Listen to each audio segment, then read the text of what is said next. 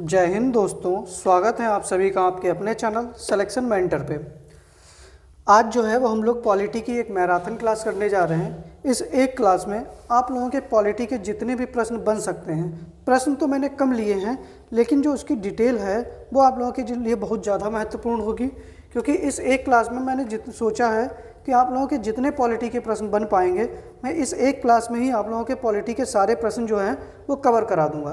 तो सबसे पहले तो आप लोग एक पेन पेपर कॉपी लेकर बैठ जाइएगा। जितनी भी चीज़ें मैं बोलता रहूं उतनी आप लोग नोट कर लेंगे, क्योंकि देखिएगा प्रश्न के आंसर आपको मिल सकते हैं पॉलिटी में, ठीक है। मैं पीडीएफ भेज दूंगा, लेकिन मैं जो चीज़ बोलूँगा वो सब आप लोग नोट करते रहिएगा, तो वो आप लोगों के लिए ज़्यादा फायदेमंद होगी।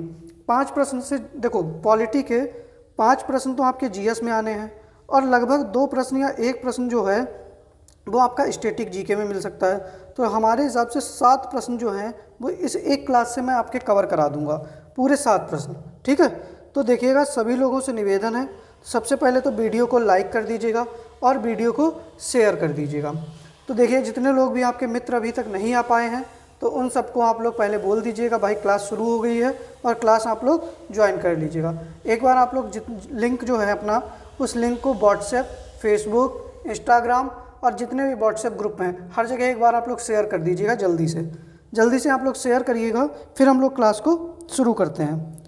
तो जितने लोग भी हैं भाई, सबका ये नैतिक कर्तव्य है, जितने लोग देख रहे हैं वीडियो को एक बार शेयर करिएगा। सभी लोग पहले आप लोग लिंक को शेयर करिएगा, लिंक को कॉपी करिएगा और लिंक को शेयर करिएगा। आप जहाँ से वीडियो देख रहे होंगे वहाँ पर शेयर का ऑप्शन आ रहा होगा, वहाँ पर उस शेयर के ऑप्शन को आप ऐसे वाले ऑप्शन जो है उस पर जाइएगा और वहाँ से आप लोग वीडियो को शेयर करिएगा। फेसबुक, इंस्टाग्राम, व्हाट्सएप, जितने भी आप लोगों के व्हाट्सएप ग्रुप हैं हर जगह आप लोग शेयर कर दीजिएगा, ठीक है। चलिए, बाकी हम लोग फिर अपनी क्लास को शुरू करने जा रहे हैं, ठीक है। चलिए, अगर आप लोग तैयार हो जाएं तो तैयार हैं तो फिर आप लोग बताइएगा कि फिर क्लास को शुरू किया जाता है। चलिए आगे बढ़ते हैं। पहला प्रश्न है कि किस एक्ट के द्वारा बंगाल के गवर्नर जनरल को संपूर्ण भारत का गवर्नर जनरल बना दिया गया, ठीक है। 1813 का चार्टर एक्ट, 1833 का चार्टर एक्ट, या 1853 का चार्टर एक्ट, या ब्रिटिश शासन अधिनियम 1858। तो देखिएगा, सही आंसर आप लोगों का क्या होना चाहिए, समझिए मेरी बात को।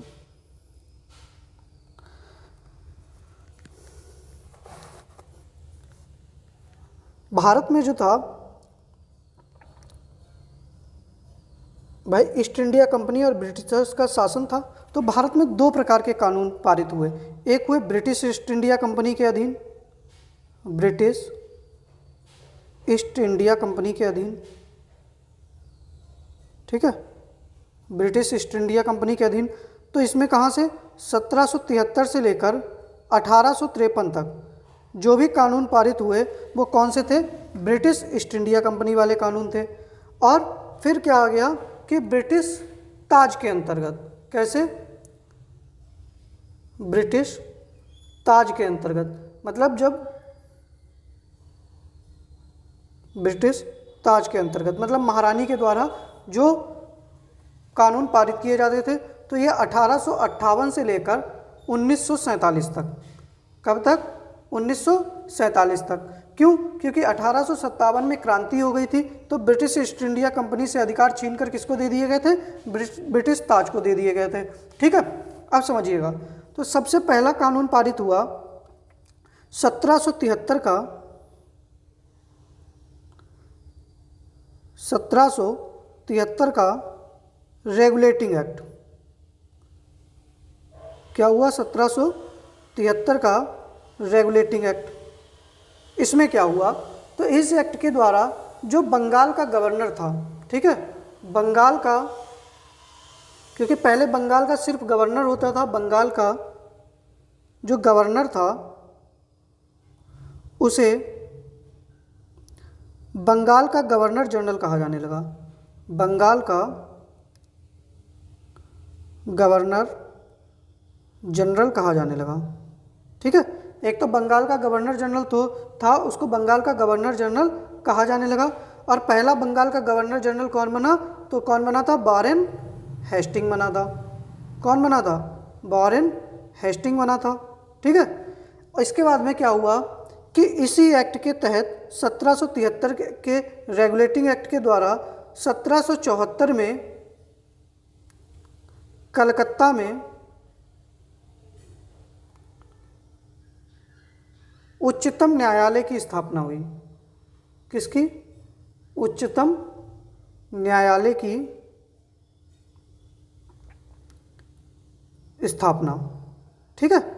और इसके पहले जज कौन बने? मुख्य न्यायाधीश, तो मैंने उस दिन बताया था सर एलिजा इम्पे।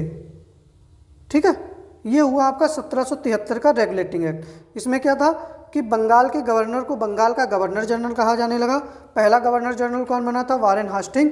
और 1774 का जो रेगुलेटिंग एक्ट था, 1773 का जो रेगुलेटिंग एक्ट था उसके द्वारा 1774 में कलकत्ता में उच्च न्यायालय की स्थापना की गई थी।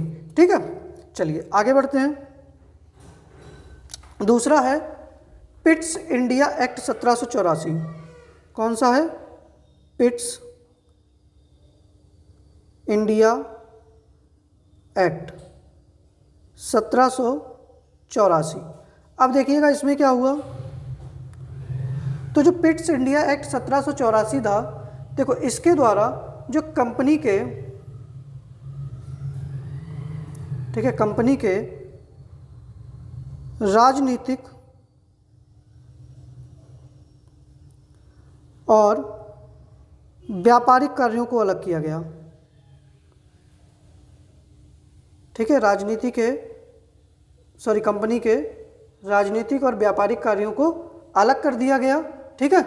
और एक राजनीतिक के लिए क्या किया गया? प्रबंधन के लिए नियंत्रण बोर्ड का गठन किया गया। किसका? इसी के तहत किसका एक गठन किया गया? नियंत्रण बोर्ड का गठन किया गया। ठीक है। आप लोग इसको भी याद रखिएगा। फिर देखिएगा इसके बाद में आता है 1793 का चार्टर एक्ट। इसमें कुछ नहीं होता है, कंपनी के जो अधिकार थे उनको 20 वर्ष तक बढ़ा दिया जाता है।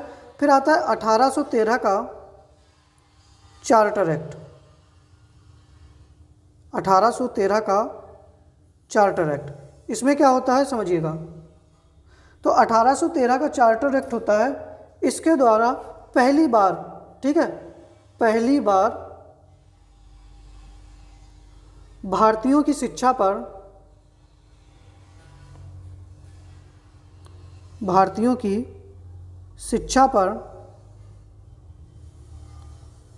1 लाख, ठीक है, कितना?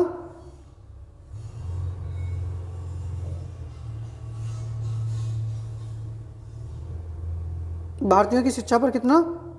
1 लाख रुपए का बजट बनाया गया कि अब क्या होगा कि भारतीयों की शिक्षा पर कितना? 1 लाख रुपए खर्च कर दिया जाएगा। और कंपनी का एकाधिकार खत्म कर दिया गया। कंपनी का एकाधिकार खत्म कर दिया गया, मतलब जो भी व्यापारिक एकाधिकार होते थे कंपनी के, उनको खत्म कर दिया गया। ठीक है। लेकिन चीन के साथ जो चाय का व्यापार था उस पर कंपनी का एकाधिकार बना रहा। ठीक है। चलिए आगे देखिएगा। इसी में फिर आता है 1833 का चार्टर एक्ट। कौन सा आता है?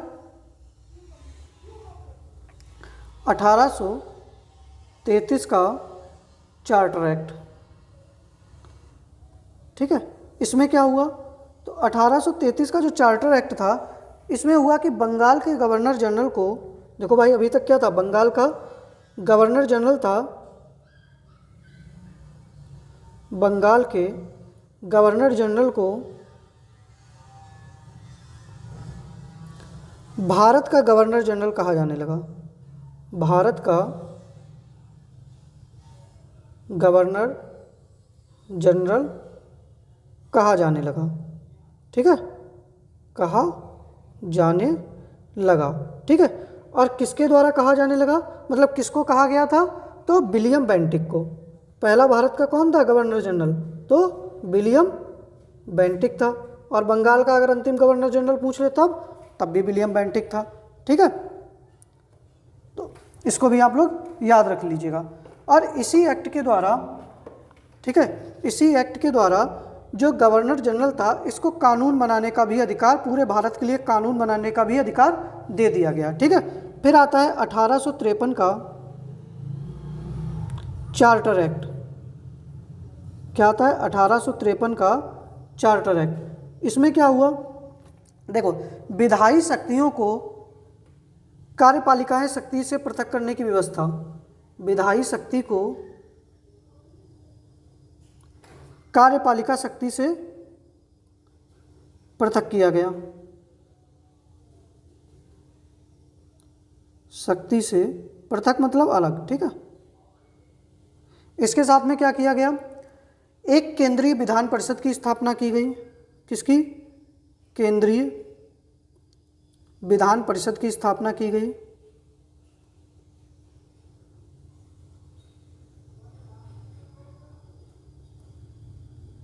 केंद्रीय विधान परिषद की स्थापना की गई। और इसके तहत क्या हुआ कि इसी एक्ट के द्वारा जो सिविल सेवक की भर्ती थी उसकी शुरुआत हुई। ठीक है, सिविल सेवकों की भर्ती, ठीक है,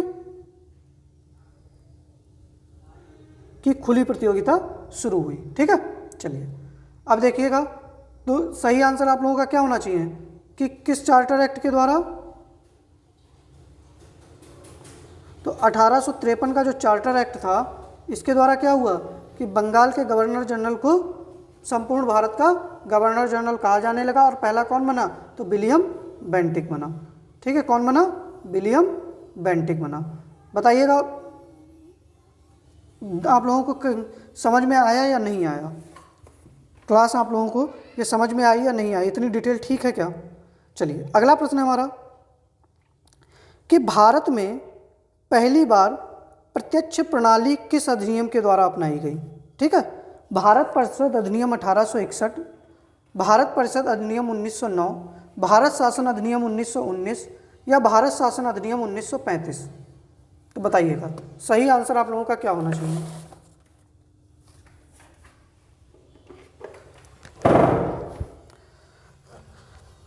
तो देखिएगा, मैंने आपको कहाँ तक पढ़ाया? 1853 तक पढ़ाया। ठीक है, समझिएगा बात को।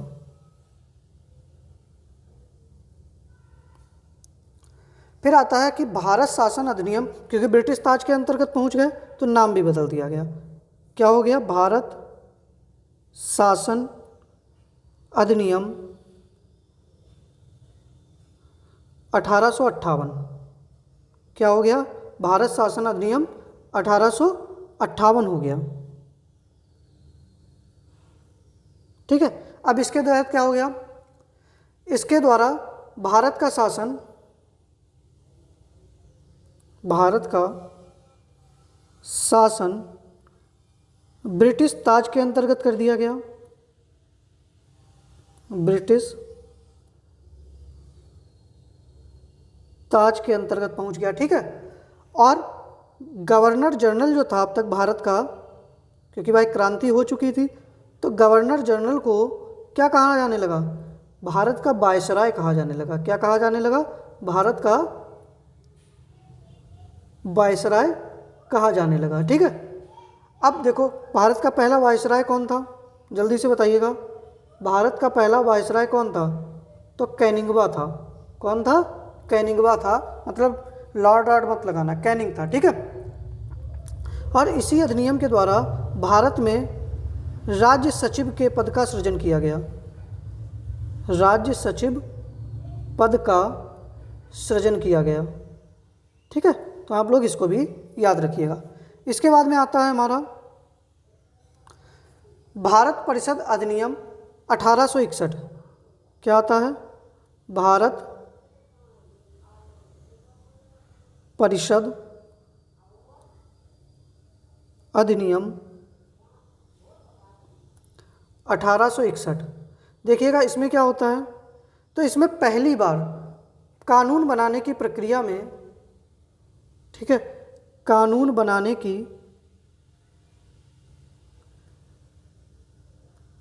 प्रक्रिया में भारतीयों को शामिल किया गया। भारतीयों को शामिल किया गया। इससे पहले जो भी कानून बनते थे उसमें कोई भारतीय शामिल नहीं होता था। ठीक है, चलिए आगे देखते हैं हम लोग कि भारत परिषद अधिनियम 1909। इससे पहले हालांकि एक परिषद अधिनियम और आया था जिसका नाम था भारत परिषद अधिनियम 1892, जिसके द्वारा केंद्रीय विधान परिषद के जो भी भारतीय सदस्य होते थे उनको बजट पर बहस करने का अधिकार तथा सरकार से प्रश्न पूछने का भी अधिकार प्रदान किया गया था। ठीक है, इसके बाद में आता है भारत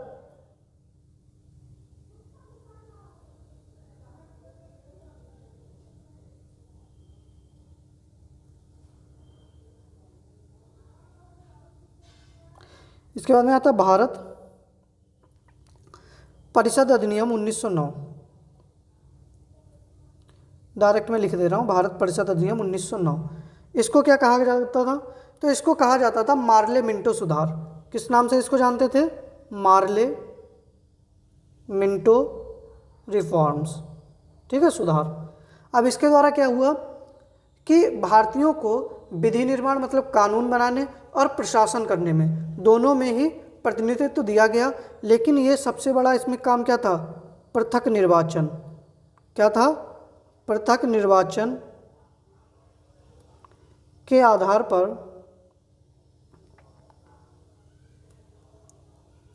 पर मुस्लिमों के लिए यही कारण बना था बाद में जाकर हमारे भारत और पाकिस्तान के विभाजन का। मुस्लिमों के लिए सांप्रदायिक प्रतिनिधित्व, सांप्रदायिक प्रतिनिधित्व। इसी के लिए राजेंद्र प्रसाद जी ने बाद में कहा था कि भारत पाकिस्तान का विभाजन जो था वो जिन्ना की देन नहीं थी, बल्कि जो भारत परिषद अधिनियम मार्ले मिंटो सुधार आया था उसकी वजह से ये हुआ था। ठीक है, इसके बाद में कौन सा अधिनियम आता है? भारत शासन अधिनियम 1919। कौन सा आता है? भारत शासन अधिनियम 1919। देखिएगा इसमें क्या हुआ, तो भारत शासन अधिनियम 1919 में इसको क्या कहा जाता है? मॉन्टेग्यू चेम्सफोर्ड सुधार। मॉन्टेग्यू चेम्सफोर्ड सुधार के नाम से हम इसको जानते हैं। अब इसमें क्या हुआ कि पहली बार, ठीक है, क्या हुआ? पहली बार प्रत्यक्ष चुनाव प्रणाली अपनाई गई। क्या हुआ? प्रत्यक्ष चुनाव प्रणाली। ठीक है, पहली बार प्रत्यक्ष चुनाव प्रणाली अपनाई गई।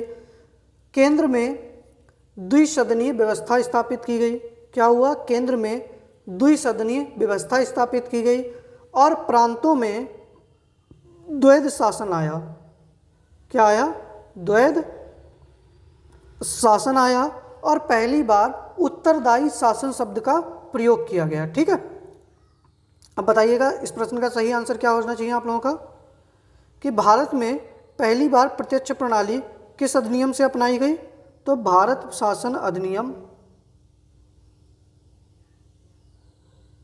1919 के द्वारा। ठीक है, तो दूसरे प्रश्न का सी आंसर आप लोगों का बिल्कुल सही हो जाएगा। ठीक है, आगे बढ़ते हैं हम लोग। अगला है कि किसने प्रस्तावना को दीर्घकालिक सपनों का विचार कहा है? बताइएगा किसने प्रस्तावना को दीर्घकालिक सपनों का विचार कहा है? देखो, प्रस्तावना को उद्देशिका भी कहते हैं। क्या कहते हैं? उद्देशिका भी कहते हैं।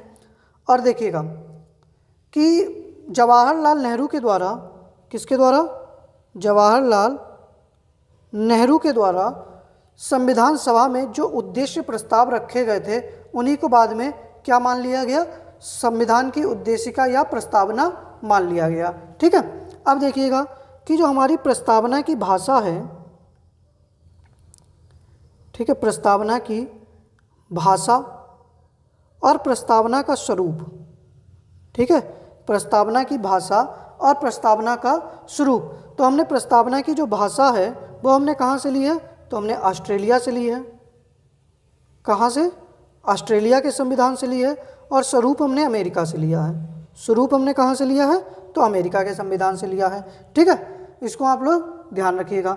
अच्छा, प्रस्तावना के अंदर इसको हटा दें, इरेज कर दें, चलिए स्क्रीनशॉट ले लीजिएगा, देखिएगा। फिर देखिएगा प्रस्तावना का जो स्वरूप था वो प्रस्तावना में 5 प्रकार की स्वतंत्रता का वर्णन है। प्रस्तावना में 5 प्रकार की स्वतंत्रता है। कितने प्रकार की? 5 प्रकार की। कौन कौन सी है? तो देखो, विचार की, अभिव्यक्ति की, ठीक है, विचार, अभिव्यक्ति, विश्वास की, धर्म और उपासना की, ठीक है, उपासना कोई लड़की नहीं है भाई, पूजा करना, ठीक है, उपासना की, ठीक है। ये 5 प्रकार की अभिव्यक्ति दी गई है। और इसके साथ में यहाँ पर 2 प्रकार की समानता। कितनी? 2 प्रकार की समानता। अब कौन कौन सी है वो? प्रतिष्ठा और अवसर में समानता। किसमें? प्रतिष्ठा और अवसर। तो आपसे पूछ लिया जाए कि भारतीय संविधान में कितने प्रकार की स्वतंत्रता है, तो 5 प्रकार की। कितने प्रकार की समानता है, तो 2 प्रकार की। और अगर आपसे पूछ लिया जाए कि कितने प्रकार के न्याय हैं, तो न्याय कितने हैं? 3 प्रकार के। कौन कौन से? सामाजिक, राजनीतिक और आर्थिक। धार्मिक नहीं है, ठीक है। तो कभी कभी प्रश्न बनता है कि निम्न में से कौन सा न्याय नहीं है, ठीक है, ये भी आप लोग याद रखिएगा। क्या प्रस्तावना में अभी तक संशोधन किया गया है? तो एक बार संशोधन किया गया है, जो कि कब? 42वें संविधान संशोधन 1976 के द्वारा प्रस्तावना में क्या किया गया था? धर्मनिरपेक्ष तथा समाजवाद शब्द को जोड़ा गया था, ठीक है। अब देखिएगा, किसने प्रस्तावना को दीर्घकालिक सपनों का विचार कहा है? तो अल्लादी कृष्णा स्वामी अय्यर ने कहा है। किसने? अल्लादी कृष्णा स्वामी अय्यर ने कहा है। और के.एम. मुंशी ने प्रस्तावना को संविधान की आत्मा कहा है। क्या कहा है? प्रस्तावना को संविधान की आत्मा कहा है। और एन.के. पालकीवाला ने प्रस्तावना को क्या कहा है? कि यह संविधान का परिचय पत्र है। क्या है? संविधान का परिचय पत्र है, ठीक है। तो सही आंसर आपका बी ऑप्शन सही हो जाएगा, ठीक है। चलिए आगे बढ़ते हैं हम लोग। अगला प्रश्न है कि नए राज्यों का गठन कौन करता है, ठीक है। लोकसभा, राज्यसभा, राष्ट्रपति या संसद? तो देखिएगा, सबसे पहले है संघ, दूसरा संघ व राज्य क्षेत्र। तो इनका वर्णन किसमें है? भाग 1 में। किसमें है? भाग 1 में। और देखिएगा कि नए राज्यों का गठन कौन करता है? तो संसद करती है। कौन करती है? नए राज्यों का गठन जो है वो कौन करेगा? संसद करती है। और कैसे? साधारण बहुमत से। कैसे? साधारण बहुमत के द्वारा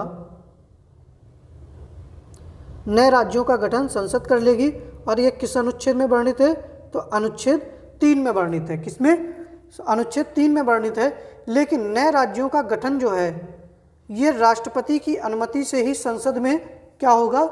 पेश किया जाएगा, ठीक है। कोई भी विधेयक जब आएगा तो उस पर पहले राष्ट्रपति की स्वीकृति देगा, फिर वो पास होगा। और उसको पास कौन करेगा? तो संसद पास करेगी, ठीक है। कौन पास करेगी? तो संसद पास करेगी। तो चौथे प्रश्न का डी आंसर आपका सही हो जाएगा। फिर अगला प्रश्न है कि द्विसदनीय प्रणाली किस देश के संविधान से ली गई है? आप समझ लीजिएगा, मैं एक ही क्लास में आपके सब कुछ कंप्लीट करा दूंगा, ठीक है। देखिएगा, हमने ब्रिटेन के संविधान से क्या लिया है, ठीक है। किससे? ब्रिटेन से। तो आप सबसे पहले ब्रिटेन वाली चीज़ें देख लीजिएगा, ब्रिटेन से हमने क्या क्या लिया है। तो ब्रिटेन से हमने संसदीय शासन प्रणाली ली है। क्या लिया है? संसदीय शासन, ठीक है। और हमने यहाँ से क्या लिया है? तो हमने विधि का शासन लिया है, मतलब कानून की विधि का शासन लिया है। और हमने ब्रिटेन से क्या लिया है? तो ब्रिटेन से हमने एकल नागरिकता ली है। कैसी ली है? एकल नागरिकता हमने कहाँ से ली है? तो एकल नागरिकता प्रणाली हमने कहाँ से ली है? तो ब्रिटेन के संविधान से ली है। साथ में हमने यहाँ से क्या लिया है? मंत्रिमंडल प्रणाली ली है। क्या लिया है? मंत्रिमंडल, जो हमारे यहाँ ये मंडल वो मंडल, ठीक है, मंत्रिमंडल प्रणाली हमने ली है, जय मंत्री वय मंत्री। और हमने संसदीय विशेषाधिकार लिए हैं। क्या लिए हैं? संसदीय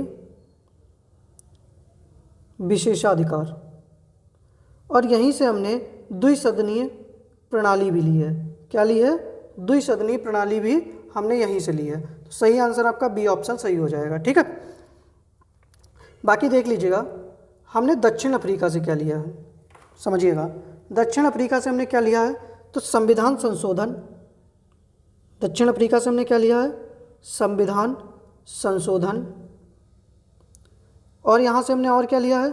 संविधान संशोधन के बाद में जो राज्यसभा के सदस्यों का निर्वाचन होता है, राज्यसभा सदस्यों का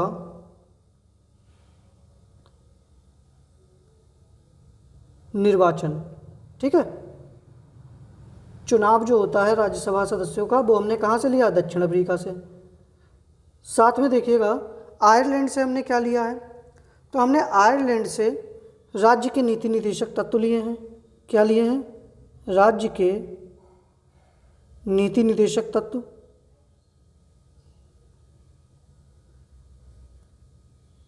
राज्य के नीति निर्देशक तत्व लिए हैं। और हमने यहाँ से क्या लिया है? तो जो राज्यसभा सदस्यों का मनोनयन होता है, निर्वाचन तो हमने अफ्रीका से लिया है, लेकिन राज्यसभा सदस्यों का जो मनोनयन होता है, मनोनीत किए जाते हैं, वो हमने कहाँ से लिए हैं? आयरलैंड के संविधान से लिए हैं। और जो हमारे राष्ट्रपति का निर्वाचन है, किसका? राष्ट्रपति का निर्वाचन भी हमने कहाँ से लिया है? तो आयरलैंड से लिया है, ठीक है। इसका एक स्क्रीनशॉट रख लीजिएगा। चलिए आगे बढ़ते हैं। देखिएगा, तो सही आंसर तो आपका बी हो जाएगा। और हमने अमेरिका से क्या क्या लिया है? तो अमेरिका से हमने मौलिक अधिकार लिए हैं। क्या लिया है? अमेरिका से हमने मौलिक अधिकार लिए हैं। और अमेरिका से हमने क्या लिया है? तो न्यायपालिका की स्वतंत्रता ली है। न्यायपालिका की स्वतंत्रता, ठीक है। और हमने यहाँ से क्या लिया है? तो यहाँ से हमने और क्या लिया है? न्यायिक पुनरावलोकन लिया है। न्यायिक पुनर्विलोकन, ठीक है। और जो राष्ट्रपति पर महाभियोग लगता है, वो भी हमने कहाँ से लिया है? अमेरिका से ही लिया है, ठीक है, राष्ट्रपति पर महाभियोग। और हमने यहाँ से क्या लिया है, बताइएगा जल्दी से? प्रस्तावना का स्वरूप। और जो वित्तीय आपातकाल है, वो भी हमने कहाँ से लिया है? तो अमेरिका के संविधान से लिया है, ठीक है। और इस प्रश्न का सही आंसर आपका ब्रिटेन हो जाएगा। आगे बढ़ते हैं हम लोग, ठीक है। स्क्रीनशॉट रख लीजिएगा, आगे बढ़िएगा। चलिए, अगला प्रश्न है कि संघात्मक विशेषताएं किस देश के संविधान से ग्रहण की गई हैं? तो देखिएगा,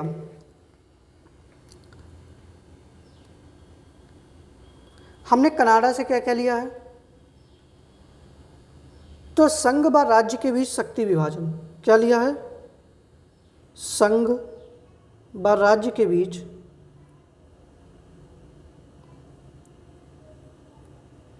शक्ति विभाजन, ठीक है। राज्य, संघ व राज्य के बीच में शक्ति विभाजन। और राज्यपाल की नियुक्ति, जो राज्यपाल की नियुक्ति होती है, ठीक है, केंद्र सरकार के द्वारा, वो हमने कहाँ से ली है? तो कनाडा से ली है, ठीक है। रूस से हमने क्या लिया है? तो रूस से हमने मौलिक कर्तव्य लिए हैं। क्या लिया है? मूल कर्तव्य लिए हैं। जापान से हमने क्या लिया है? तो विधि द्वारा स्थापित प्रक्रिया। विधि द्वारा स्थापित प्रक्रिया। और बताइएगा, जर्मनी से हमने क्या लिया है? तो आपातकाल के समय मौलिक अधिकारों का स्थगित करना। आपातकाल के समय मौलिक अधिकारों का स्थगन।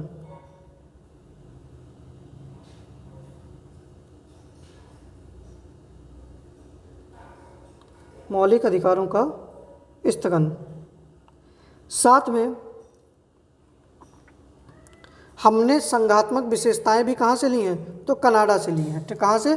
कनाडा से ली हैं। तो सही आंसर आपका ए ऑप्शन सही हो जाएगा। ठीक है, ए ऑप्शन आपका सही हो जाएगा। आगे बढ़ते हैं। अच्छा, कुछ बचा है तो देखिएगा, ऑस्ट्रेलिया शायद बचा है। कौन सा बचा है? ऑस्ट्रेलिया। तो हमने ऑस्ट्रेलिया से क्या लिया है? तो प्रस्तावना की भाषा ली है, मैंने अभी थोड़ी देर पहले बताया था। ऑस्ट्रेलिया से हमने क्या लिया है? प्रस्तावना की भाषा ली है। यहाँ से हमने समवर्ती सूची भी ली है। क्या ली है? समवर्ती सूची ली है। और संसद की जो संयुक्त बैठक होती है दोनों सदनों की, वो भी हमने कहाँ से ली है? ऑस्ट्रेलिया से ली है। ठीक है, और क्या लिया है हमने? व्यापार एवं वाणिज्य का समागम भी हमने कहाँ से लिया है? तो आपका ऑस्ट्रेलिया से लिया है। ठीक है, चलिए आगे बढ़ते हैं कि लोक नियोजन के अवसर में समानता का वर्णन है अनुच्छेद 14, अनुच्छेद 15, अनुच्छेद 16 या अनुच्छेद 17। तो देखिएगा, पहली बात तो मूल अधिकार। क्या है? मूल अधिकार। तो मूल अधिकार का वर्णन कहाँ से कहाँ तक है? तो भाग 3 में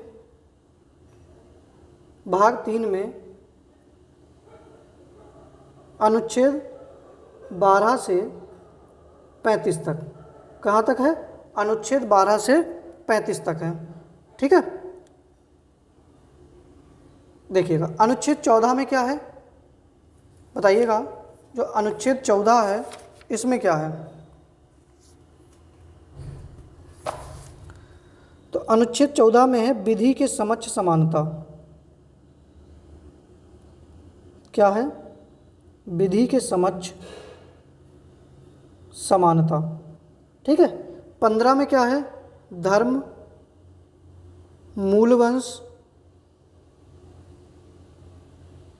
ठीक है, धर्म, मूलवंश, जाति, लिंग, जन्म स्थान के आधार पर भेदभाव। आधार पर भेदभाव। और अनुच्छेद 17 में क्या है? तो अनुच्छेद 17 में है अस्पृश्यता का अंत। क्या है? अस्पृश्यता का अंत, मतलब छुआछूत का अंत। ठीक है, तो सही आंसर आप लोगों का क्या होना चाहिए? अनुच्छेद 16 में जो है वो लोक नियोजन के संबंध में अवसर की समानता का वर्णन अनुच्छेद 16 में वर्णित है। ठीक है, चलिए आगे बढ़ते हैं हम लोग अगले प्रश्न पे कि देश के किसी भी क्षेत्र में निवास करने व बसने की स्वतंत्रता किस में वर्णित है? तो बताइएगा इस प्रश्न का सही आंसर क्या हो जाएगा। तो देखिएगा 17 तक तो मैंने बता दिया था, आगे देख लीजिएगा, यहाँ पे लिखे दे रहा हूँ, तब तक आप इसका आंसर दीजिएगा। अनुच्छेद 18 में क्या है? उपाधियों का अंत। किसका है? उपाधियों का अंत। जैसे कि आपने देखा होगा पहले बड़ी बड़ी उपाधि दे दी जाती थी, तो उनका अंत कर दिया गया है। अब सेना व शिक्षा व संबंधित, ठीक है, इनके अलावा कोई भी उपाधि जो है वो राज्य के द्वारा प्रदान नहीं की जाएगी। पहले पता लगा हाँ ठीक है भाई साहब, आप जो हो उनको लंबरदार बना देंगे, आपको कोई भी कर देंगे, तो इस तरीके की उपाधियां दी जाती थी, लेकिन अब इनका अंत कर दिया गया। फिर देखिएगा स्वतंत्रता का अधिकार जो है वो अनुच्छेद 19 में है। ठीक है, अनुच्छेद 19 में है। तो देखिएगा अनुच्छेद 19A में क्या है? देखो पहले क्या था कि 7 प्रकार की स्वतंत्रता थी अनुच्छेद 19 के तहत। कितने? 7 प्रकार की स्वतंत्रता थी, लेकिन वर्तमान में संपत्ति के अधिकार को, किसके?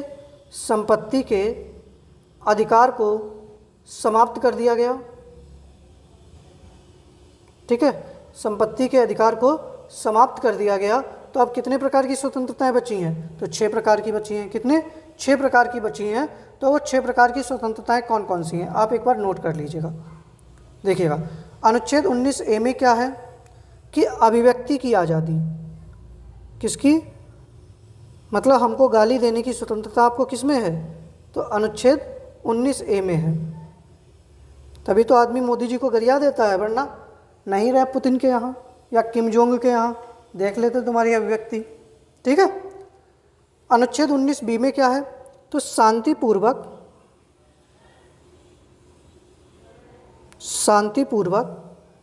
बिना हथियार, ठीक है, शांतिपूर्वक बिना हथियार सभा करने की स्वतंत्रता, ठीक है। अनुच्छेद 19 सी में डी में है, तो मैं डी अभी सी भी बता दूंगा। अबाध संरक्षण की स्वतंत्रता, मतलब घूमने की स्वतंत्रता, अबाध संरक्षण। और अनुच्छेद 19 ई जो है, इसमें क्या है आपका, तो देश के किसी भी क्षेत्र में बसने की स्वतंत्रता हमको कहाँ से है, तो अनुच्छेद 19 ई के तहत है, ठीक है। बाकी देख लीजिएगा, डी ऑप्शन सही हो जाएगा कि अनुच्छेद 19 सी, इसमें क्या है, संघ बनाने की स्वतंत्रता, क्या है, संघ बनाने की स्वतंत्रता।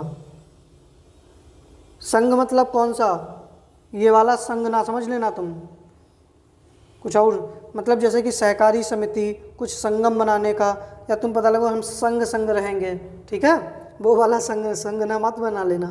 फिर अनुच्छेद 19 जी, कौन सा है, अनुच्छेद 19 जी, इसमें क्या है, व्यवसाय की स्वतंत्रता,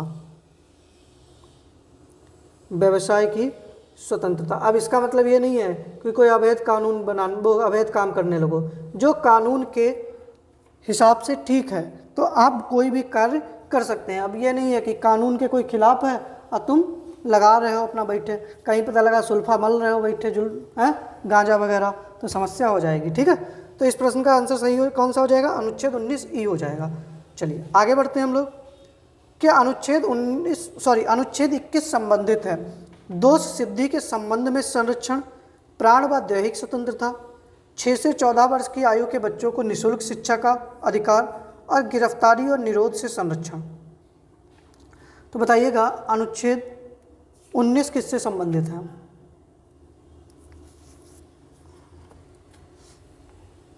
सॉरी 21 किससे संबंधित है। तो देखिएगा, दोष सिद्धि के संबंध में संरक्षण कौन हमको प्रदान करता है, तो अनुच्छेद 20 करता है।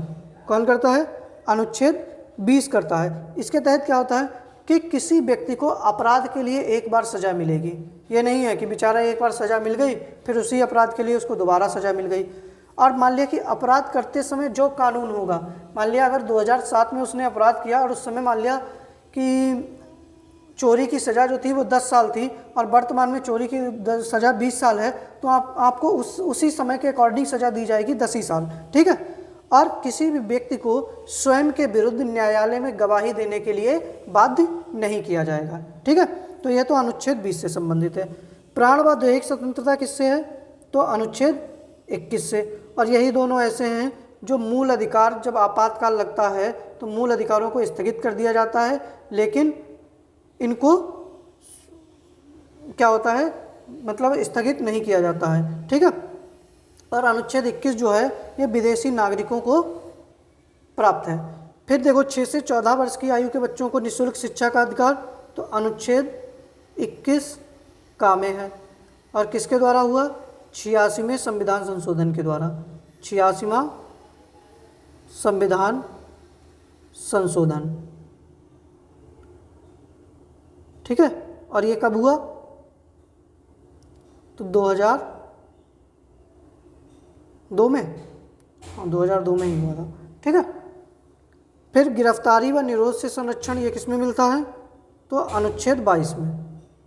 किस में, अनुच्छेद 22 में। इसका अर्थ समझिएगा कि देखो किसी भी व्यक्ति को गलत ढंग से अगर हिरासत में ले लिया है तो वो क्या होगा, सबसे पहले तो आप उस पुलिस से कारण पूछ सकते हैं कि भैया आपने हिरासत में लिया तो काहे लिया है। 24 घंटे के अंदर जो पुलिस है वो मजिस्ट्रेट के सामने जिस व्यक्ति को गिरफ्तार किया है उसे पेश करना होगा। तीसरी चीज़ क्या है कि उस व्यक्ति को अपने पसंद के वकील से सलाह लेने का अधिकार होगा, ठीक है। ये नहीं कि वकील साहब हमको वकील से मिलने ही ना दिया जाए, तो उस व्यक्ति को क्या होगा, अपने पसंद के वकील से सलाह लेने का अधिकार होगा। चलिए, तो इस प्रश्न का सही आंसर आप लोगों का क्या हो जाएगा, बी ऑप्शन सही हो जाएगा, प्राण व दैहिक स्वतंत्रता। अगला प्रश्न है कि धार्मिक कार्यों के प्रबंध की स्वतंत्रता संबंधित है, अनुच्छेद 23 अनुच्छेद 24, अनुच्छेद 26, अनुच्छेद 29। तो बताइएगा कि धार्मिक कार्यों के प्रबंध की स्वतंत्रता जो है वो किससे संबंधित है। तो समझिएगा अनुच्छेद 23 में क्या है, तो मानव के दुर्व्यापार,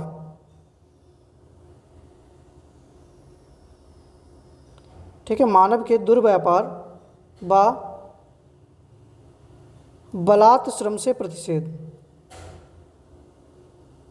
ठीक है, बलात् श्रम से प्रतिषेध। अब ये नहीं है कि पहले आपने देखा था कि इंसानों को खरीद फरोख्त हो जाती थी, बेच दिया जाता था, बंधुआ मजदूर बना लिया जाता था। अब ऐसा नहीं हो सकता, वो कानून के खिलाफ है। अगर ऐसा कोई व्यक्ति करता पाया जाता है तो उसे कानून के अनुसार दंडित किया जाएगा। अनुच्छेद 24 क्या है कि बालकों के नियोजन में प्रतिषेध, बालकों के नियोजन में प्रतिषेध। मतलब देखिएगा 14 वर्ष से कम आयु के बच्चे जो हैं, ठीक है, कितने, 14 वर्ष से कम आयु के जो बच्चे हैं उन्हें किसी बच्चे को कारखाने या अन्य किसी प्रतिबंधित जगह पर कार्य उनसे नहीं कराया जा सकता, ठीक है। और धार्मिक कार्यों के प्रबंध की स्वतंत्रता किसमें है, तो अनुच्छेद 26 में है। और अनुच्छेद 19 में क्या है, तो अल्पसंख्यक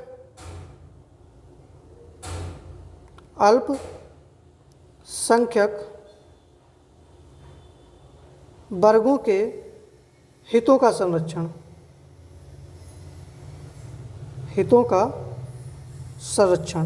ठीक है। मतलब कोई भी अल्पसंख्यक वर्ग का व्यक्ति है वो अपनी भाषा, लिपि, संस्कृति को सुरक्षित कर सकता है। और वर्तमान में कितने लोग अल्पसंख्यक वर्ग में आते हैं, तो जैन आते हैं, बौद्ध आते हैं, सिख आते हैं, ईसाई, पारसी और मुस्लिम, 6 प्रकार के व्यक्ति जो हैं वो किस में आते हैं, आपके अल्पसंख्यक वर्ग में आते हैं। तो इस प्रश्न का सी आंसर सही हो जाएगा। चलिए एक चीज़ और बताइएगा, जो अनुच्छेद 32 है, ठीक है, अनुच्छेद 32 ये क्या है, तो इसको कहते हैं संवैधानिक उपचारों का अधिकार। क्या कहा जाता है, संवैधानिक उपचारों का अधिकार, ठीक है, संवैधानिक उपचारों का अधिकार इसको कहा जाता है। और इसी से ही जो हम लोग जनहित याचिका होती है ना, जनहित याचिका जो है वो अनुच्छेद 32 के तहत ही डाली जाती है। और जनहित याचिका के जनक कौन है, तो पी.एन. भगवती हैं। कौन है, जनहित याचिका के जनक कौन है, तो पी.एन. भगवती हैं। देखिएगा भीमराव अंबेडकर ने अनुच्छेद 32 को क्या कहा है, संविधान की आत्मा कहा है। क्या कहा है, संविधान की आत्मा कहा है। भीमराव अंबेडकर के द्वारा पूछा जाए कि संविधान की आत्मा क्या है, तो अनुच्छेद 32 है, संवैधानिक उपचारों का अधिकार है। लेकिन आपसे नॉर्मल पूछ लिया जाए कि संविधान की आत्मा क्या है, तो प्रस्तावना होगी, ठीक है। तो आप लोग इसको भी ध्यान रखिएगा। चलिए आगे बढ़ते हैं हम लोग कि पर्यावरण का संरक्षण, वन संवर्धन और वन्य जीवों का संरक्षण संबंधित है। अनुच्छेद 38, अनुच्छेद 48, अनुच्छेद 48 का या अनुच्छेद 50। तो बताइएगा सही आंसर आप लोगों का क्या होना चाहिए।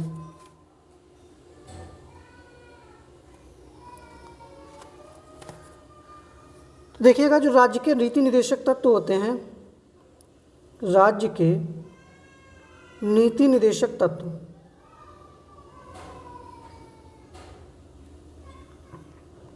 ये कहाँ से कहाँ तक है,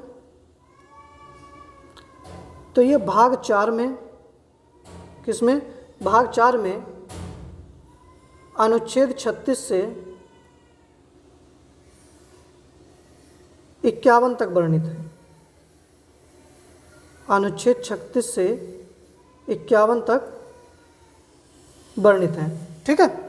तो देखिएगा, समझिएगा मेरी बात को।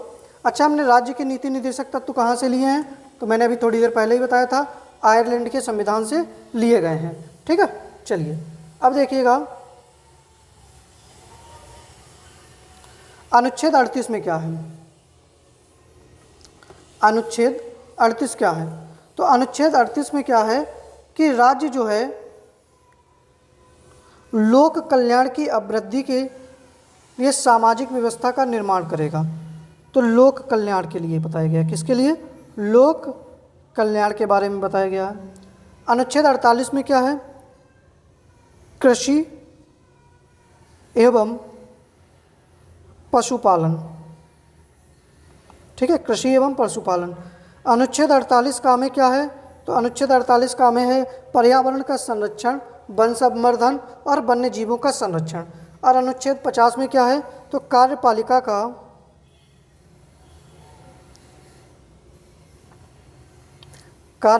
का न्यायपालिका से पृथक्करण। ठीक है, कार्यपालिका का न्यायपालिका से पृथक्करण। ठीक है, तो 11वें प्रश्न का सी आंसर सही हो जाएगा। अगला प्रश्न है कि ग्राम पंचायतों का गठन किस अनुच्छेद के तहत होता है? अनुच्छेद 39 का, अनुच्छेद 40, अनुच्छेद 45, अनुच्छेद 44। तो देखिएगा अनुच्छेद 39 का में क्या है? तो समान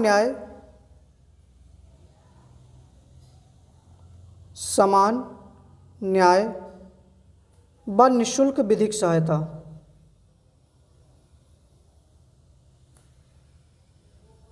निःशुल्क विधिक सहायता। इसके साथ में क्या है? समान कार्य के लिए समान वेतन।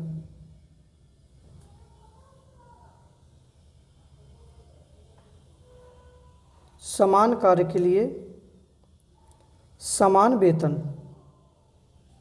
ठीक है। अनुच्छेद 40 में क्या है? तो ग्राम पंचायतों का गठन है। अनुच्छेद 45 में क्या है बताइएगा? अनुच्छेद 45 जो है, तो अनुच्छेद 45 में क्या है? तो 6 वर्ष तक की आयु के बच्चों को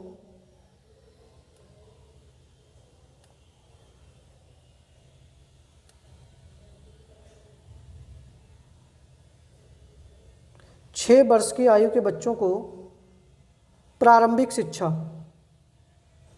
क्या है? प्रारंभिक शिक्षा। साथ में अनुच्छेद 44 में क्या है? तो समान नागरिक संहिता है। क्या है? समान नागरिक संहिता। किस राज्य में लागू है? तो गोवा में। ठीक है, देख लीजिएगा इसको। आगे बढ़ते हैं। तो 12वें प्रश्न का बी आंसर आपका बिल्कुल सही हो जाएगा। चलिए, अगला प्रश्न है कि वर्तमान में कितने मौलिक कर्तव्य हैं? 8, 10, 11 या 12? देखिएगा, मौलिक कर्तव्य क्या?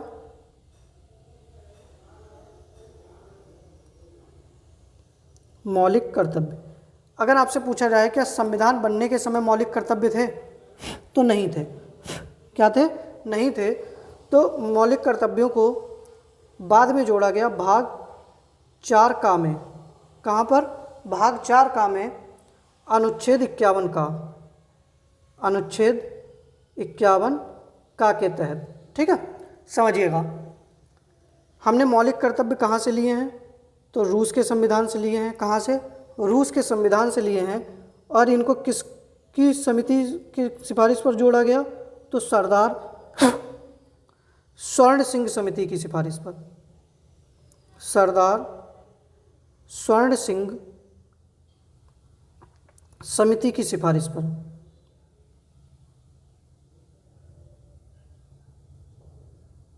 ठीक है, हमने क्या जोड़ा? मौलिक कर्तव्य जोड़े। कब? 42वें संविधान संशोधन, 42वें संविधान संशोधन 1976 द्वारा। कितने? 1976 द्वारा। देखिएगा, जब मौलिक कर्तव्य 1976 में जोड़े गए थे तो 10 थे। ठीक है, वर्तमान में कितने हैं? तो 11 हैं। कितने हैं? तो 11। तो सी ऑप्शन सही हो जाएंगे। और 11वां कर्तव्य कब जोड़ा गया? तो जो 86वां संविधान संशोधन था, ठीक है, कि 6 से 14 वर्ष की आयु के बच्चों को निःशुल्क शिक्षा 2002 में, तो वो मौलिक कर्तव्य भी बनाया गया और राज्य के और एक उसको क्या बनाया गया, मूल अधिकार भी बनाया गया। ठीक है, तो वो बाद में सबसे लास्ट में जोड़ा गया। तो 13वें प्रश्न का सी आंसर सही हो जाएगा। आगे देखिएगा कि राष्ट्रपति पद की योग्यताएं किस अनुच्छेद में वर्णित है। राष्ट्रपति पद की योग्यताएं जो हैं वो किस में वर्णित हैं। तो देखिएगा अनुच्छेद 52 के अनुसार क्या होगा कि भारत में जो संघीय कार्यपालिका का प्रमुख होगा,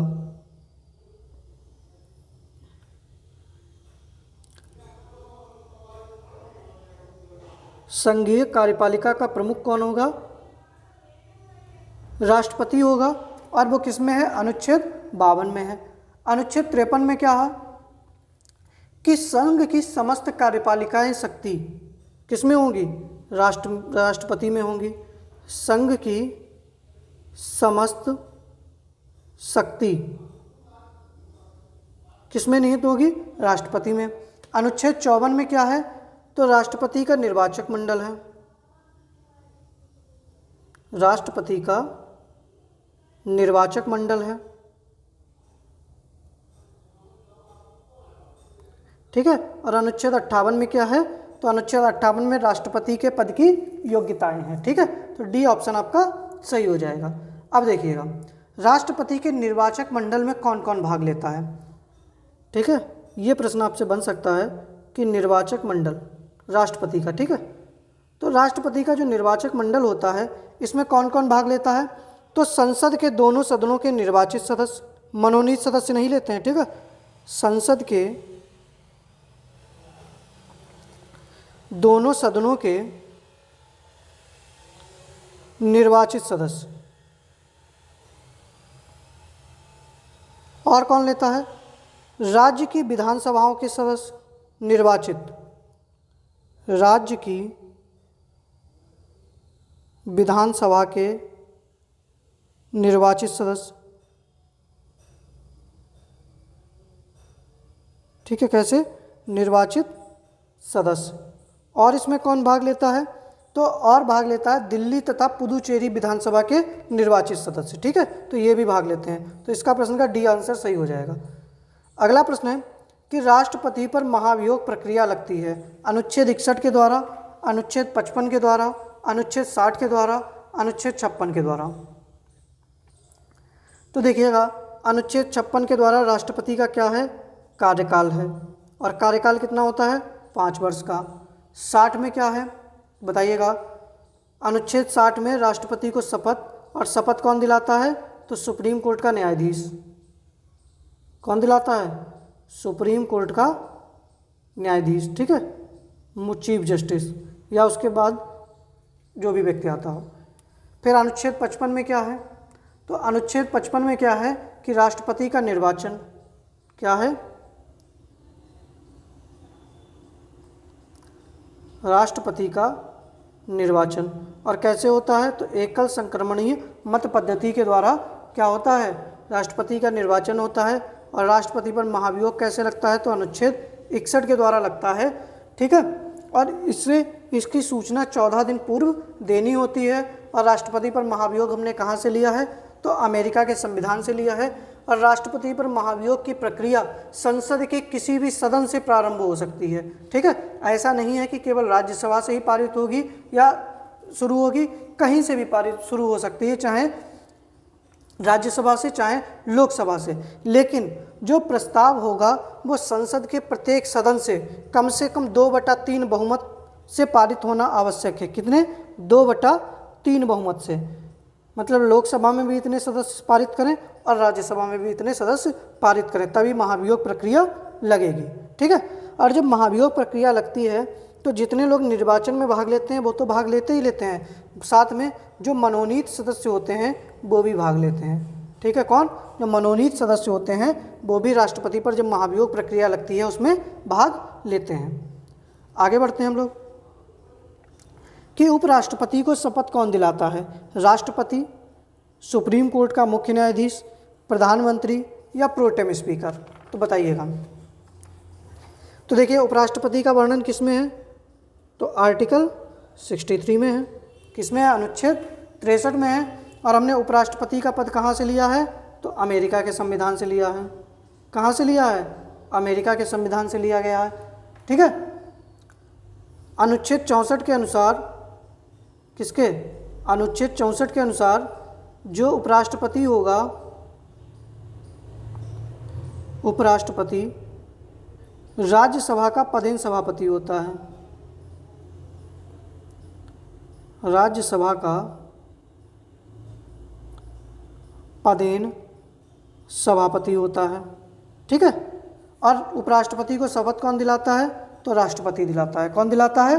तो राष्ट्रपति के समक्ष जो होता है वो ये अपना क्या लेता है? शपथ ग्रहण करता है। ठीक है। इसको भी आप ध्यान रखिएगा। आगे बढ़ते हैं कि महान्यायवादी की नियुक्ति किसके द्वारा की जाती है? तो देखिएगा, महान्यायवादी की नियुक्ति आर्टिकल किसमें है? अनुच्छेद 76 के द्वारा की जाती है। किसके? अनुच्छेद 76 के द्वारा महान्यायवादी की नियुक्ति की जाती है। और इसकी नियुक्ति कौन करता है? तो राष्ट्रपति करता है। कौन? राष्ट्रपति करता है। और यह केंद्र सरकार का, यह केंद्र सरकार का सबसे बड़ा विधि अधिकारी होता है।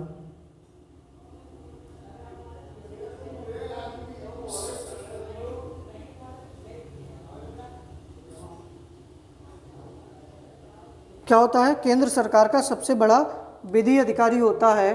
ठीक है। और देखो, यह सदन की कार्यवाही में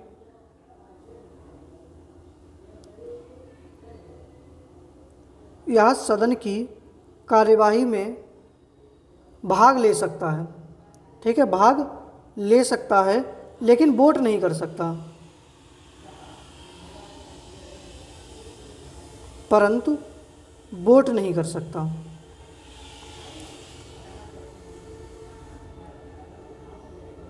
ठीक है, आप इसको याद रखिएगा।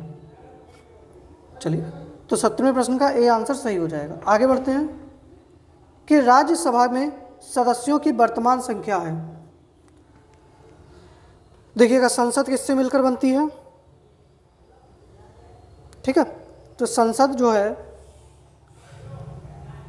राज्यसभा, लोकसभा और राष्ट्रपति, ठीक है, इनसे मिलकर बनती है। तो संसद का वर्णन अनुच्छेद 79, राज्यसभा 80 में और लोकसभा जो है वो अनुच्छेद 81 में वर्णित है। ठीक है। देखिएगा, राज्यसभा में वर्तमान सदस्यों की संख्या कितनी है? समझिएगा मेरी बात को। तो ये हमारी राज्यसभा क्या है? राज्यसभा है। किस में है? अनुच्छेद 80 में। कहाँ पर है? अनुच्छेद 80 में है। अब समझिएगा, अधिकतम सदस्य कितने हो सकते हैं? अधिकतम जो है वो 250 सदस्य हो सकते हैं, लेकिन वास्तविक सदस्य हैं कितने? तो वास्तविक सदस्य हैं 245। कितने हैं? 245 हैं। इन 250 में से निर्वाचित कितने होते हैं? तो निर्वाचित होते हैं 238। मनोनीत कितने होते हैं? तो मनोनीत होते हैं 12। और इन 247 में देखो, मनोनीत तो 12 पूरे हैं, लेकिन जो निर्वाचित हैं वो 233 हैं। कितने हैं? 233 ही हैं। ठीक है, तो देखिएगा, इस प्रश्न का सही आंसर आप लोगों का क्या हो जाएगा? 245। वर्तमान सदस्य संख्या कितनी है? 245 है। अब ऐसे ही आपसे पूछ ले लोकसभा में। किसमें? लोकसभा। लोकसभा में अनुच्छेद कितने? 81 में है। ठीक है, तो अधिकतम सदस्य संख्या कितनी हो जाएगी और वर्तमान कितनी है? तो देखिएगा, अधिकतम हो जाएगी 552। कितनी? 552 हो जाएगी। और वर्तमान में कितनी है? वास्तविक कितनी है? तो 545 है। कितनी है? 545 है। देखो, जिसमें से निर्वाचित कितने होते हैं? तो 550 का चुनाव होता है और 2 कैसे होते हैं? मनोनीत होते हैं। कैसे होते हैं? मनोनीत होते हैं। और यहाँ पर क्या होता है?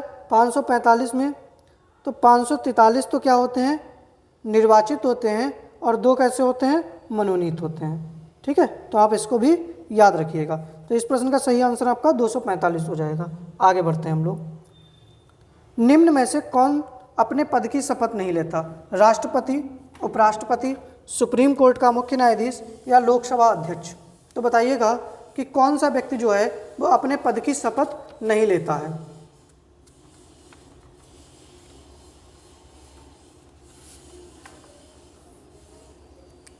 तो कौन नहीं लेता है? लोकसभा अध्यक्ष।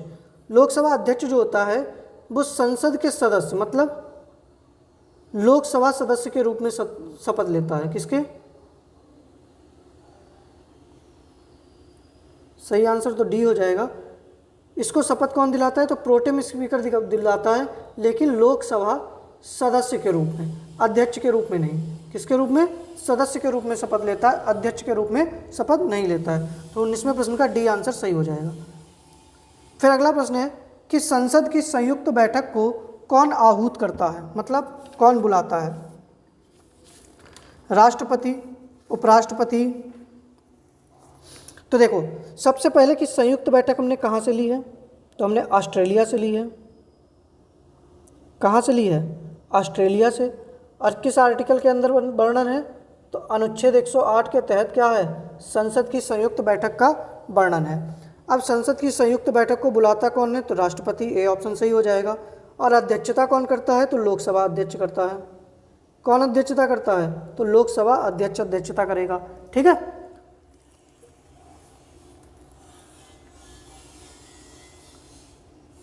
अब तक कितनी बार संयुक्त बैठक हो चुकी है?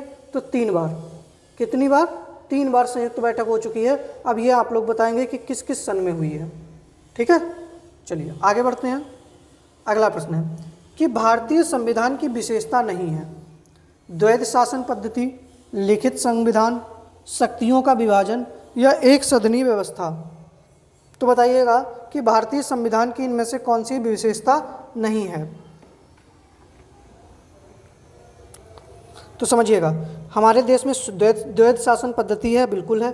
भारत का संविधान जो है विश्व का सबसे बड़ा लिखित संविधान है, सबसे बड़ा लिखित संविधान है। 395 अनुच्छेद हैं इसमें।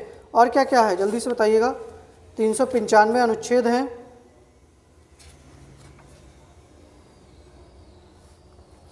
शक्तियों का विभाजन भी है हमारे यहाँ। क्या है?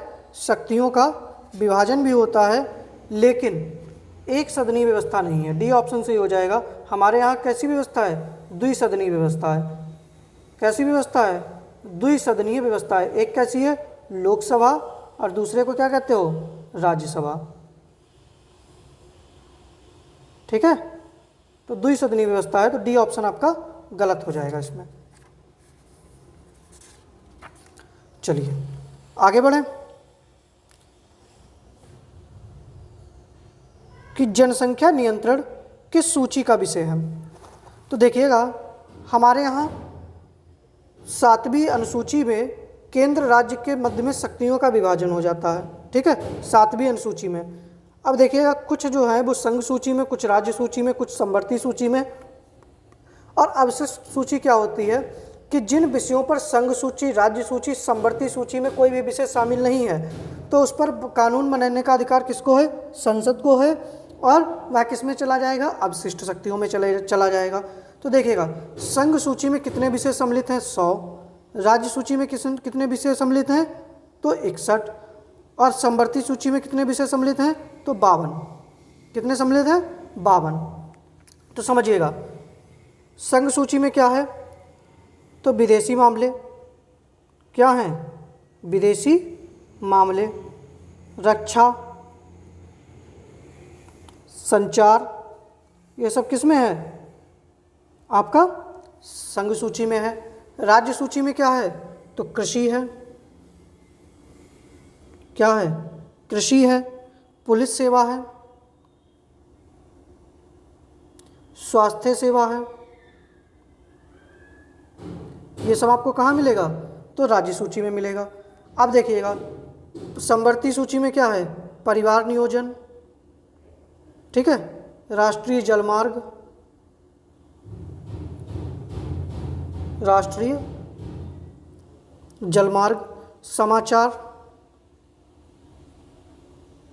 पत्र और साथ में जनसंख्या नियंत्रण। तो सी ऑप्शन आपका बिल्कुल सही हो जाएगा। ठीक है, कौन सा ऑप्शन सही हो जाएगा? सी ऑप्शन सही हो जाएगा। और समवर्ती सूची हमने कहाँ से ली है? किस देश के संविधान से हमने समवर्ती सूची ली है? जल्दी से बताइएगा कमेंट बॉक्स में। आगे बढ़ते हैं हम लोग कि निम्नलिखित में कौन सा अनुच्छेद राज्य के किसी विषय पर आपातकाल की स्थिति में संसद को कानून बनाने की शक्ति प्रदान करता है? बताइएगा। अनुच्छेद 247, अनुच्छेद 249, अनुच्छेद 250 या अनुच्छेद 270? तो समझिएगा 47 में क्या है? संसद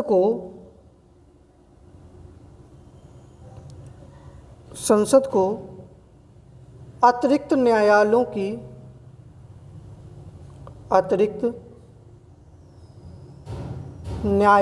की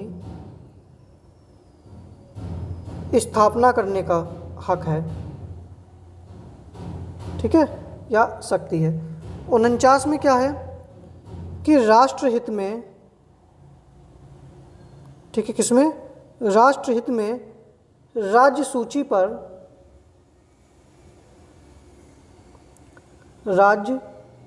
पर संसद को कानून बनाने का अधिकार। संसद को कानून बनाने की शक्ति। और अनुच्छेद 250 में क्या है? तो जब आपातकाल की स्थिति हो, समझना, ये एक राष्ट्रहित है और एक आपातकाल है। तो आपातकाल की जब स्थिति होगी तो संसद को राज्य सूची पर कानून बनाने की शक्ति प्रदान की जाती है। और अनुच्छेद 270 के अंतर्गत क्या है? तो केंद्र व राज्य के बीच लगाए गए करों को संघ तथा राज्यों के बीच में वितरण। केंद्र व राज्य के बीच में करों का वितरण। ठीक है, टैक्स का वितरण। ठीक है, ये आप समझ लीजिएगा। तो सी ऑप्शन इसका भी सही हो जाएगा। आगे बढ़ते हैं कि अनुच्छेद 123 संबंधित है धन विधेयक, वित्त विधेयक, वार्षिक वित्तीय विवरण या राष्ट्रपति की अध्यादेश जारी करने की शक्ति।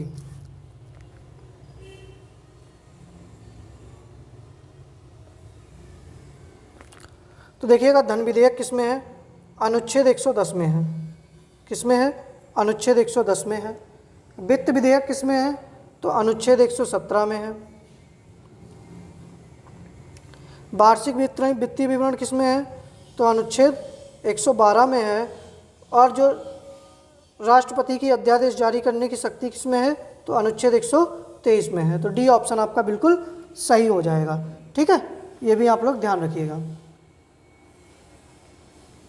आगे बढ़ते हैं हम लोग कि किस अनुच्छेद के द्वारा सर्वोच्च न्यायालय को अपने निर्णय को पुनर्विलोकन करने का अधिकार है? ठीक है, तो सही आंसर बताइएगा इस प्रश्न का क्या होगा। अनुच्छेद 137, अनुच्छेद 143, अनुच्छेद 131, अनुच्छेद 129। तो देखिएगा, अनुच्छेद 137 के द्वारा सर्वोच्च न्यायालय को अपने निर्णय को पुनर्विलोकित करने का अधिकार प्राप्त है। तो ए ऑप्शन आपका बिल्कुल सही हो जाएगा। अनुच्छेद 143 में क्या है कि राष्ट्रपति जो है वो सुप्रीम कोर्ट से परामर्श मांग सकता है। तो मैं क्या है? परामर्श क्षेत्राधिकार है इसमें। राष्ट्रपति सुप्रीम कोर्ट से मांगेगा, लेकिन सुप्रीम कोर्ट उससे देगा, वो चाहे माने या ना माने। अनुच्छेद 131 में क्या है? तो आरंभिक क्षेत्राधिकार है। जैसे जब केंद्र व राज्य के मध्य कोई भी विवाद उत्पन्न हो जाता है तो उसकी मध्यस्थता जो है या निर्णय कौन करेगा? तो सुप्रीम कोर्ट करेगा। और अनुच्छेद 129 में क्या है? तो सर्वोच्च न्यायालय कैसा होगा? अभिलेख न्यायालय होगा। कैसा होगा? अभिलेख न्यायालय होगा। ठीक है, आप इसको भी याद रखिएगा। अब देखिए, आपसे पूछ ले कि सुप्रीम कोर्ट जो है वो किस में वर्णित है? तो आर्टिकल किस में है? 124 में है। किस में है? आर्टिकल 124 में है। और इसका मुख्यालय कहाँ पर होगा? तो एक ही जगह होता है, न्यू दिल्ली में। ठीक है, न्यायाधीश की योग्यताएं क्या होती हैं? भारत का नागरिक हो, किसी उच्च न्यायालय में या एक से अधिक न्यायालयों में 5 वर्ष तक न्यायाधीश रहा हो, या उच्च न्यायालयों में कम से कम 10 वर्ष तक अधिवक्ता के रूप में कार्य किया हो, और राष्ट्रपति के राय में पारंगत क्या हो, विधि वेत्ता हो। ठीक है, आप लोग इसको याद रखिएगा। चलिए आगे बढ़ते हैं हम लोग कि उच्च न्यायालय के न्यायाधीशों की सेवानिवृत्ति आयु कितनी है। तो 65 वर्ष किसकी है, सुप्रीम कोर्ट के वकील की, जो सॉरी वकील की नहीं, जज की। और 62 वर्ष किसकी है, तो उच्च न्यायालय की। सही आंसर आपका क्या हो जाएगा, ए प्रश्न, ए ऑप्शन बिल्कुल सही हो जाएगा। अब देखिएगा जो हाई कोर्ट है इसका वर्णन कहाँ पर है, तो भाग 6 में। कहाँ पर है, भाग 6 में 214 से अनुच्छेद 232 तक इसका वर्णन है। कहाँ तक है, अनुच्छेद 214 से अनुच्छेद 232 तक इसका वर्णन है। सबसे बड़ा हाई कोर्ट तो इलाहाबाद, कौन सा है, इलाहाबाद हाई कोर्ट है। ठीक है, आप इसको भी याद रखिएगा। और सबसे पहला कौन सा गठन किया गया था, तो 1862 में सबसे पहले कलकत्ता, कलकत्ता के बाद में मद्रास, और फिर बम्बई, और इलाहाबाद वाला 1866 में। आप लोग इसको भी याद रखिएगा, सबसे पहले बम्बई, मद्रास, सबसे पहले अगर आ जाए तो कलकत्ता ही लिखना। ठीक है, कलकत्ता, बम्बई, फिर मद्रास। ठीक है, तो इस प्रश्न का सही आंसर क्या हो जाएगा, ए ऑप्शन आपका बिल्कुल सही हो जाएगा। आगे बढ़ते हैं हम लोग। ये देखिएगा राष्ट्रीय पार्क हो गया, तो यहाँ पर है राष्ट्रीय आपात। क्या है, राष्ट्रीय आपात किस अनुच्छेद के तहत लगाया जाता है। अनुच्छेद 324, अनुच्छेद 352, अनुच्छेद 356 या अनुच्छेद 360। तो बताइएगा जो राष्ट्रीय आपात है वो किस अनुच्छेद के द्वारा लगाया जाता है। तो देखिएगा 324 में क्या है, निर्वाचन आयोग है। क्या है, निर्वाचन आयोग है। और ये किस में है, भाग 5 में, सॉरी भाग 15 में। ठीक है, संविधान के भाग 15 में अनुच्छेद 324 तक है। चुनाव आयोग का गठन कब हुआ था, तो 25 जनवरी 1950 को। कब हुआ था, 19 जनवरी 1950 को हुआ था। इसका एक मुख्य निर्वाचन आयुक्त होता है जो 65 वर्ष या 6 वर्ष तक अपना पद ग्रहण कर सकता है। ठीक है, आप इसको भी याद रखिएगा। फिर देखिएगा राष्ट्रपति आपात लगाता है 3 आपात। तो देखिएगा अनुच्छेद 352 के तहत राष्ट्रीय आपात लगाता है। क्या लगाता है, राष्ट्रीय आपातकाल घोषित करता है। अनुच्छेद 356 के तहत राज्य आपातकाल लगाता है, जिसको हम क्या कहते हैं, राष्ट्रपति शासन कहते हैं।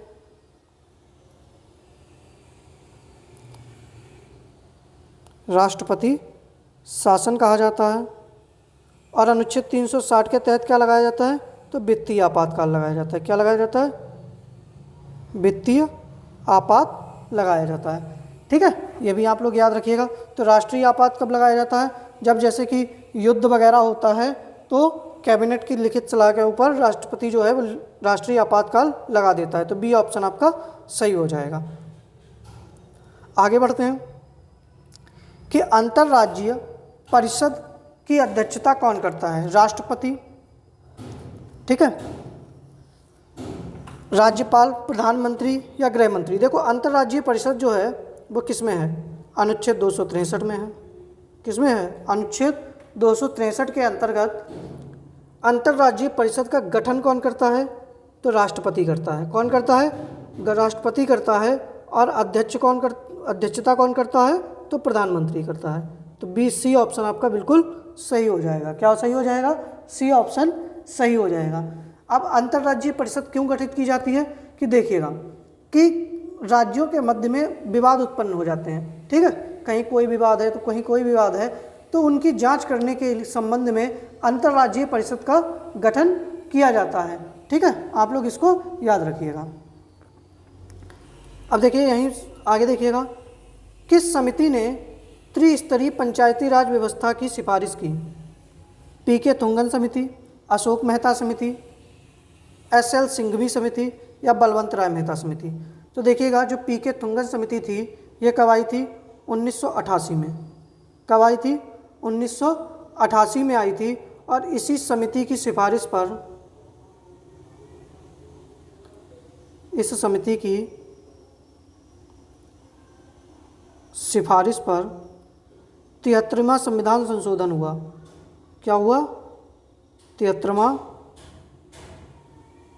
संविधान संशोधन हुआ। ठीक है, मतलब इसी के तहत जो है वो ग्राम पंचायतों को क्या दिया गया?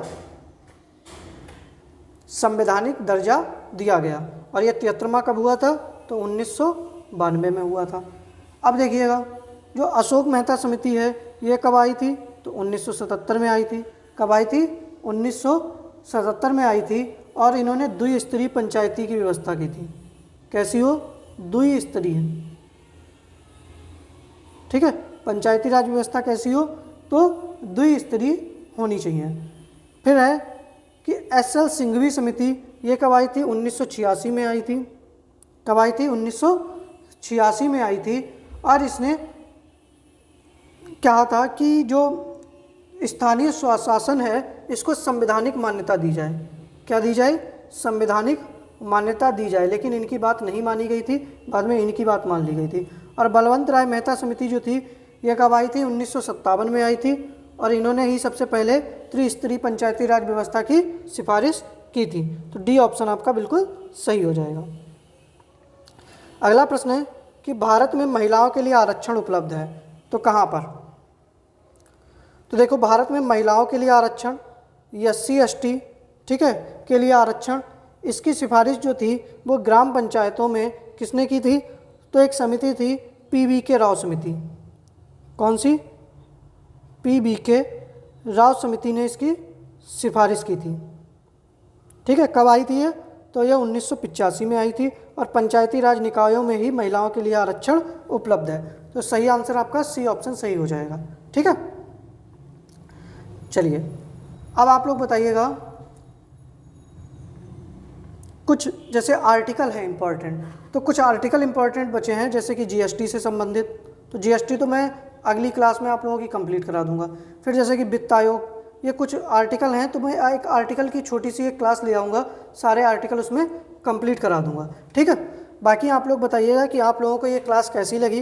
भाई देखिए, सभी से निवेदन है कि यहाँ तक टारगेट पूरा करिएगा और इस वीडियो को ज़्यादा से ज़्यादा शेयर करिएगा। ठीक है भाई, आप लोगों से निवेदन है, वीडियो को शेयर ज़्यादा से ज़्यादा करिएगा। ठीक है, बाकी देखिएगा, आप लोगों का कोई डाउट रह गया हो तो आप लोग हमसे बाकायदा मैसेज करके पूछ सकते हैं। जो लोग टेलीग्राम चैनल से नहीं जुड़े हैं तो उन लोगों से निवेदन है कि टेलीग्राम चैनल से जुड़ जाइएगा। आप लोगों को पता है कि शाम के 7:15 पर, ठीक है, और रात के 10 बजे रेगुलर हमारी क्लास चल रही है। तो आप लोग इन क्लासों से जुड़कर अपनी प्रैक्टिस करना ना भूलिएगा। बाकी देखिए, रात के 10 बजे जो है वो आज आप लोगों की एक क्लास होगी, तो उससे आप लोग बिल्कुल तैयार रहिएगा। इसमें आज हम लोग अच्छे से अच्छे एक क्वेश्चन अपने करेंगे। ठीक है, इसमें आज हम पूरा मॉडल पेपर होगा, मैथ्स होगी, इंग्लिश होगी, सब कुछ होगा। ठीक है, रीजनिंग वगैरह सारे प्रश्न होंगे। तो आप लोग पेन पेपर कॉपी इसके लिए भी लेकर बैठिएगा और सवालों को हल करिएगा। अब समय अधिक नहीं है तो आप लोग अपने आप को जितना ज़्यादा मेहनत करके अपने आप को तपा सकते हैं उतना तपाइएगा। ठीक है, बाकी जितनी चीज़ें हैं सबका बढ़िया से रिवीजन करिएगा। अब आप लोग कुछ नया मत पढ़िएगा, जो भी चीज़ें हैं केवल रिवीजन करते रहिएगा। ठीक है, अच्छे से रिवीजन करिएगा। कहीं पर कोई डाउट रह जा रहा है तो आप जिनसे भी पढ़ रहे हैं, चाहे मुझसे पढ़ रहे हैं, किसी से भी पढ़ रहे हैं, आप लोग बाकायदा उनसे सवाल करिएगा, अपना डाउट क्लियर करिएगा। ठीक है, और सिलेबस के अकॉर्डिंग ही पढ़िएगा। जैसे कि पॉलिटी में बहुत कुछ था, मैंने पॉलिटी 1-1.5 घंटे में कैसे निपटा दी। पॉलिटी में बहुत कुछ था, लेकिन पॉलिटी में जो टॉपिक थे हमको केवल उन टॉपिक के अकॉर्डिंग ही पढ़ना था, ना कि पूरी पॉलिटी पढ़नी थी। तो केवल वो जो टॉपिक दे रखे हैं सिलेबस में, उन्हीं टॉपिक पर ही आप लोग पढ़िएगा और आप लोगों की बहुत अच्छी तैयारी हो जाएगी। ठीक है, बाकी आप लोग एक कमेंट जरूर करिएगा कि आप लोगों की क्लास कैसी लगी। बाकी हम लोग मिलते हैं रात के 10 बजे, आज की क्लास जो होगी रात के 10 बजे वाली क्लास में मिलते हैं। बाकी भाई वीडियो को शेयर कर दीजिएगा और वीडियो ख़त्म हो जाने के बाद में आप लोगों को क्लास वगैरह कैसी लगी तो इसके लिए आप एक कमेंट ज़रूर करिएगा। मिलते हैं रात के 10 बजे। जय हिंद।